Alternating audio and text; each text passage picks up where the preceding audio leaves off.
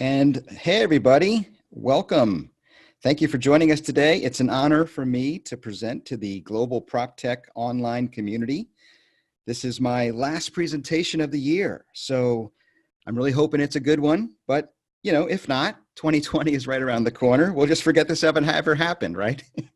So nobody can lose in this situation. Either you get a really good presentation or we go on to the new year with a clean slate. But seriously, I'm excited to share some thoughts about the topic of Office as a Service and some of the amazing things happening in the workplace today, whether we call it PropTech or CRE tech, workplace tech. We are seeing the digitalization of our world, and I often call it the digital workplace. And the technology we have today can really enhance the experience of the occupants of our facilities, whether they're employees or visitors or customers. Anyone who comes into the built environment is expecting to have a great experience today. So that's what we're going to talk about. My name, again, is Mike Petrusky, and that's me. I don't have a camera for you today, so we don't have video, but that's a visual of me. So put that in your mind, and you'll think of me the rest of the time we have together. I do work for iOFFICE, the leading employee experience-focused integrated workplace management software, IWMS. And we deliver real-time data and mobile tools. We have a mobile app called Hummingbird that, again, enhances the employee experience and helps workplace leaders deliver on that promise to their employees and the occupants of their facilities.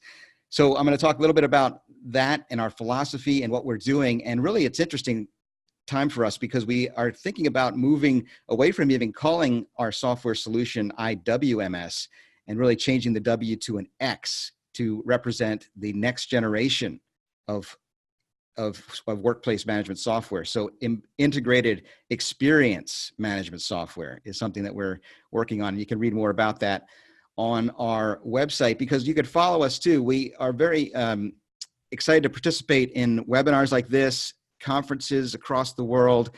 I get to speak at a lot of events and share some of the research we've done and some of our partners have done. We have blogs, we have white papers, and there's a constant stream of that content available to you for free. So I encourage you to follow us on social media wherever you are connected, and I look forward to connecting with you there as well.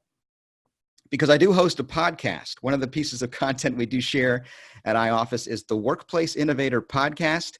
It's my honor to interview some of our industry's top thought leaders, whether they are workplace practitioners, facility management professionals, real estate leaders, but also some of the consultants and vendor companies that are putting out some incredible technology solutions and also really thinking through the human side of all this. I love to talk about the human side on my show. We're going to get into some of that today because I think people are people. As Depeche Mode told us back in the 1980s, people are people, so why should it be? And you may hear me sing on my show as well. Very poorly, of course, like that, but we have a lot of fun. And I get to know the personal side of my guests because I think we all are experiencing life in a common way, whether we're here in the US or across the globe. So wherever you are listening to me today, I think we have a lot more in common than not. Now, I am broadcasting today from Houston, Texas. I want to make this fun, so go ahead and use the Q&A bar that's available to you in the platform, and I will look for those questions at the end, and we'll have a little interaction, a little conversation, make this a two-way street. How's that sound? While I am in Houston for this week, I've got some meetings at my headquarters. I'm actually from Washington, D.C. I live and work as a remote worker in the capital of the United States. And I decided to throw out the entire conversation about Office as a Service and talk instead about today's headlines. And I'm going to share with you some of my thoughts about what's going on with the US government. How's that sound? No. I'm just kidding. There are no politics, nothing related to controversy will be part of this webinar. And it's not part of my show. We don't talk about politics. In fact, I've tried to figure out politicians and the word politics, even breaking it down into two things: poly, meaning many, and ticks, meaning blood-sucking insects. So it's really not worth looking into. But I do talk about lots of industry trends and some of the challenges facing us in the world of the workplace today and PropTech and the office. And sometimes it brings in some polarized positions. People have strong opinions and they get into one side or the other, kind of like we do in our politics. And I think that, we have to address these things and do it in a way that addresses everybody's needs in a nuanced conversational way, whether we're talking about the open office debate or some of the generational issues impacting our workplaces today. How about the cultural changes? There's so many things happening in our world. Some of the prior presenters I've heard today talking about technology and privacy and data. We have to address those things. And of course, there are so many new workplace strategies and technology solutions that we need to be considering. We want to do it in a way that's respectful to all of the occupants of our facilities, and that takes some care and nuanced dialogue. So I love this conversation I had with Neil Usher. He is a consultant based in the UK, in London, and he wrote a book, and I interviewed him about it. It's called The Elemental Workplace, where he shares the 12 elements that makes a fantastic place for people to work. And we also joked about the punk rock movement and the origins of that, whether it was in the US, in New York City, or whether it was in London with the Sex Pistols, or was it in the US with the Ramones. But you have to check out the episode to hear all about that. But we talked about this spirit of punk, and as workplace leaders and people trying to bring these experiences to the workplace, we have to be a little bit daring and try things new and challenge people. And that may cause some folks to be uncomfortable, much like the punk rockers did back in the 1970s, but let's do it with respect. And as Neil says, very funny, based on a 1989 movie, Bill and Ted's Excellent Adventure, he said, let's just be excellent to each other. Unlike the people in my hometown, let's be excellent to each other as we're approaching these issues and do the best we can with them. All right, so let's talk about it. The digital workplace, we are experiencing it now. And what we know is that it honors the employee experience first. It's the top priority when it comes to office as a service today. And Gartner, the research firm, has defined it this way. I think this is very helpful to really get a clear definition of what I mean when I'm talking about the digital workplace. A digital workplace enables new, more effective ways of working, raises employee engagement and agility, and exploits consumer-oriented styles and technologies. It is based on the assumption that engaged employees are more willing to change roles and responsibilities and embrace new technology, enabling organizations to capitalize on the creativity of their workforce and deliver better business outcomes. So there it is in a nutshell. It's taking all those things I just described, the technology, tools, but also the human experience, and it's going to help us deliver business outcomes, which is what it's all about. The reason we do this is to bring the best out of people. So let's go back and look at all the things we need to discuss here, because the key trends that have taken us to where we are today and where we're headed, these are what we need to keep top of mind, whether it's about connectivity, mobility, data, or my favorite, human behavior. But first, let me share some stories from my show, the Workplace Innovator podcast. I have an interesting time talking with guests. I've done over 150 interviews over the last couple of years, and I think I have this thought in my mind. I'm going to really flesh it out more in 2020 and get some more examples for you. But this idea of the paradox of the workplace. One guest will come on the show one week and say one thing.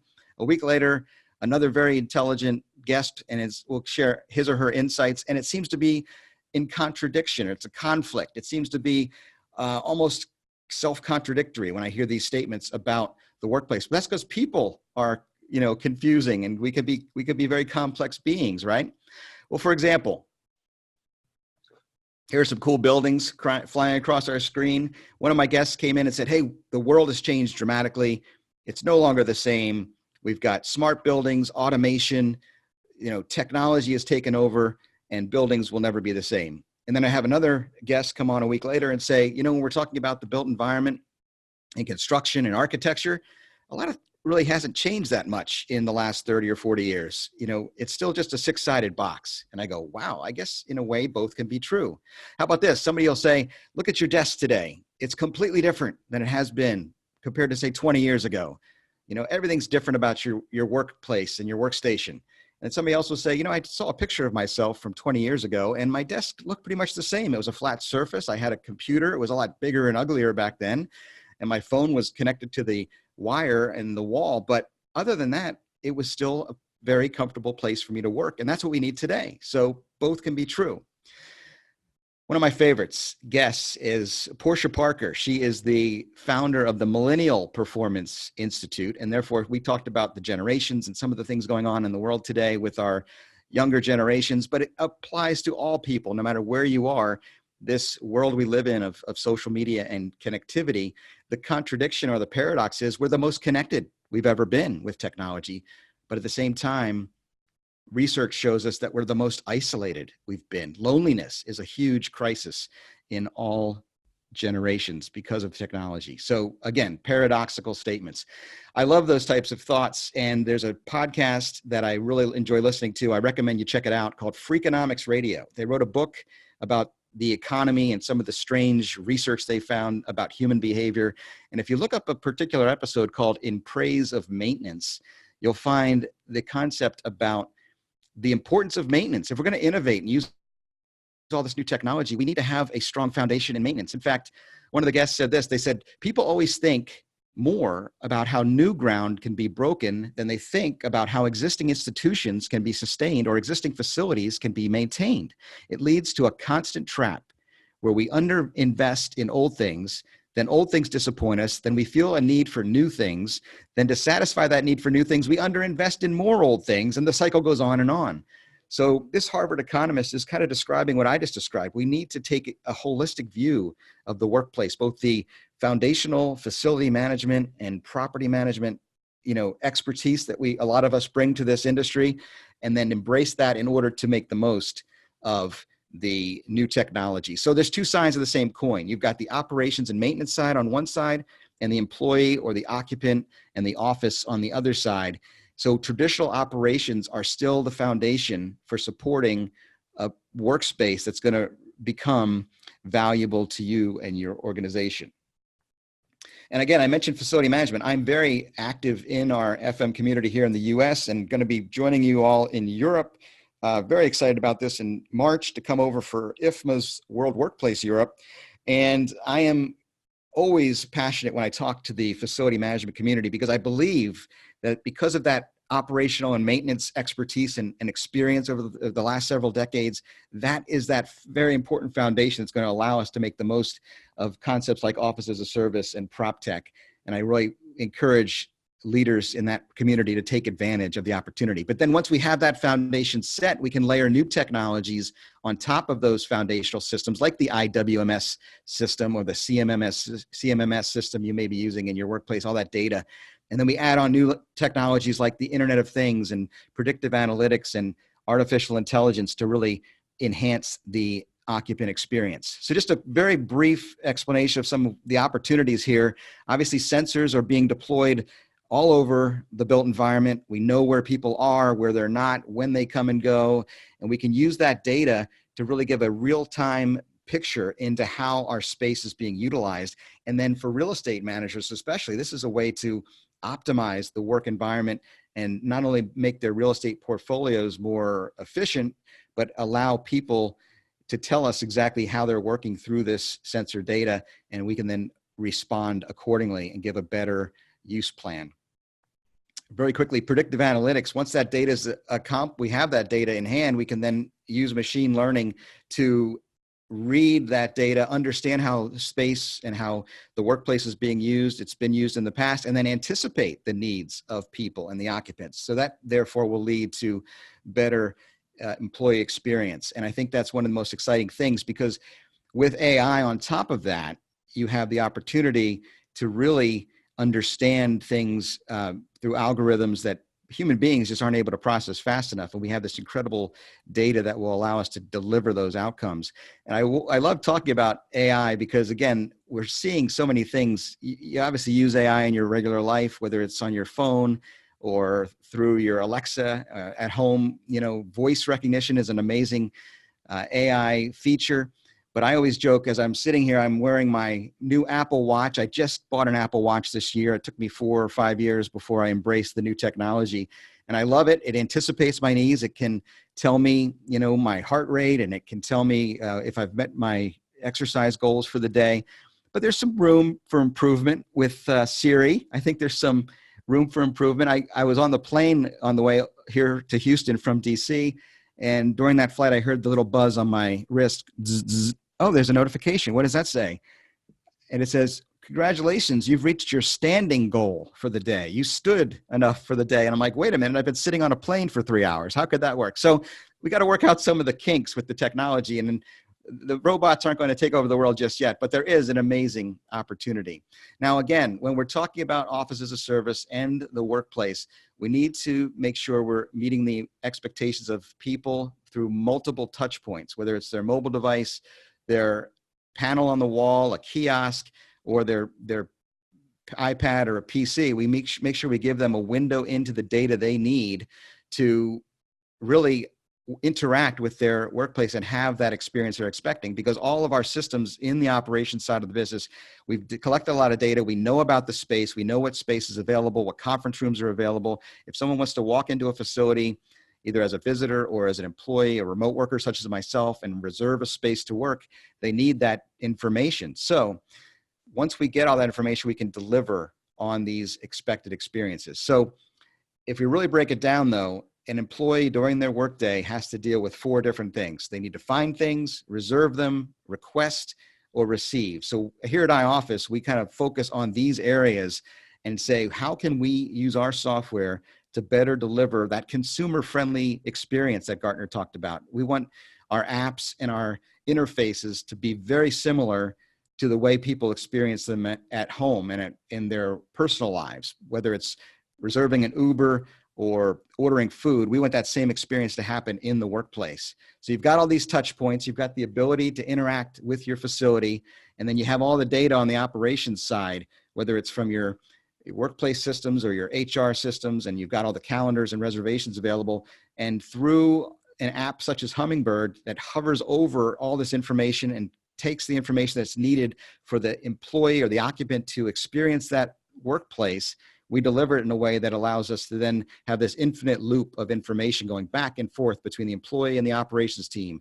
And then that business intelligence comes from that, and future decision-making is enabled. So this holistic view of the workplace is something that JLL is very passionate about. They said we need to have our real estate consider both the hard costs like rent and utilities, as well as the impact on the people, which we're talking about right now. And they have something called the JLL 330-300 rule. Many of you may be familiar with, because we look at the total costs of ownership for a facility, and you've got about $3 per square foot per year for utilities. You've got $30 for real estate, the lease costs and so forth. But then a typical workplace has $300 for payroll. So that's the people side of things, the cost of people. And what that tells us is there's this huge opportunity. Yes, there are hard costs related to the utilities and the real estate that we can certainly impact as facility management and workplace leaders. But really, let's look at this opportunity for affecting the people and the payroll. And you say, how can you measure that, Mike? That's something that's really hard, because I can measure my lease costs and I can measure my utility costs, but how do I measure human behavior or the cost associated with the people? Well, I had a guest on the show named Kay Sargent of HOK Architects. She's amazing. You've probably seen her speak at IFMA or Cornet or many of the other conferences in our industry across the globe. And she shared with me off the top of her head, she said, sure, we can measure human experience. It's things like speed to innovation, connection to other people, churn and turnover, accepted positions versus offered, the number of sick days they take, their happiness factor, engagement, productivity. All these things are possible to actually measure. So therefore, by implementing PropTech solutions, we can actually see how many more hours people are willing to work, for example, and find out if we're doing the right thing by the occupants of our facilities.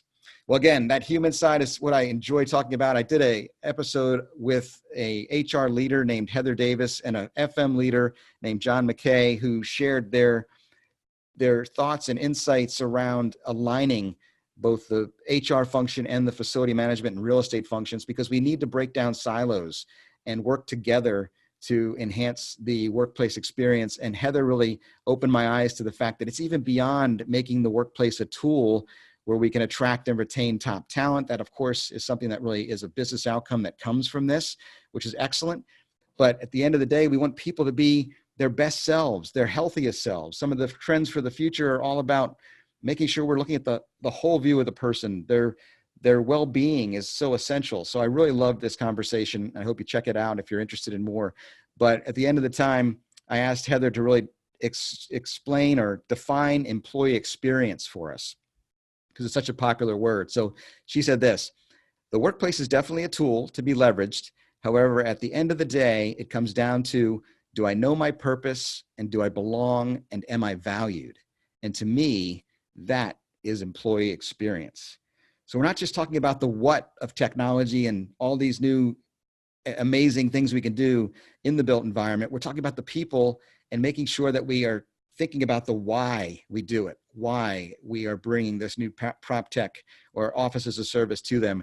And that's what it's all about.